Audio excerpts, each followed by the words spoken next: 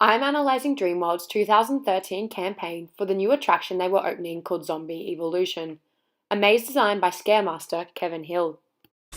The target market for this campaign was individuals aged 16 to 24.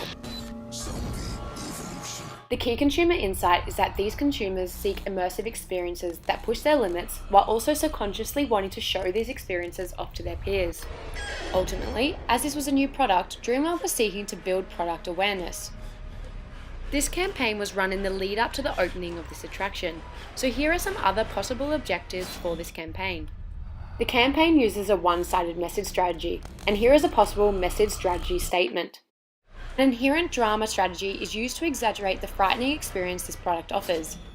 This taps into the key consumer insight as the consumers seek to push their limits and is a reason why they would look to visit this attraction.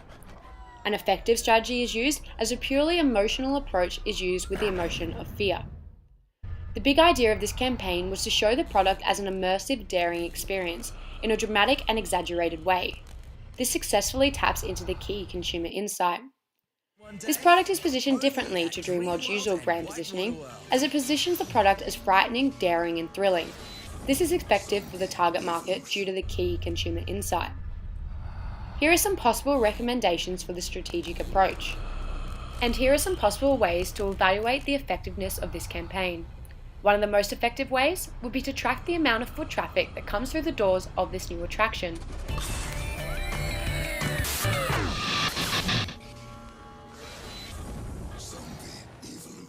The campaign utilises the emotional, personal-based appeal of fear, while also tapping into social-based appeals of recognition and respect. This taps into the key consumer insight. Under the ELM, the advertising uses the peripheral route. The most creative part of this campaign was the video shown now that was created by Scaremaster Kevin Hill, which when watched on Facebook through their Facebook Connect platform, picked up photos of the person watching and their friends from their Facebook and incorporated them into the video. For more information on how this worked, please see below. The interactivity of this creative is very effective for both generations within this target market, as in order for the advertising to be effective, it must be direct and they must feel connected and involved. A sinister dramatization technique is used to engage these consumers. This also taps into the key consumer insight. Furthermore, the harrowing soundtrack in this video helps to enhance this dramatization technique. An imagery technique is also used. The tone of voice of the campaign is thrilling, sinister and daring.